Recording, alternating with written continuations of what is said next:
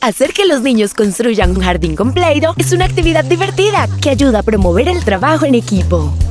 Antes de comenzar esta actividad necesitará masa Play-Doh, papel, marcadores y una superficie de trabajo plana. Pida a los niños buscar los marcadores que combinen con los colores de Play-Doh. Coloque un pedazo grande de papel. Luego pida a los niños dibujar un jardín mientras les pregunta cosas como ¿qué hay en un jardín? Flores, macetas, una cerca, vegetales. Ayúdalos a trabajar juntos, asegurándose de que trabajen en el mismo jardín. A continuación, pídales que den forma a los objetos en su dibujo con masa Play-Doh.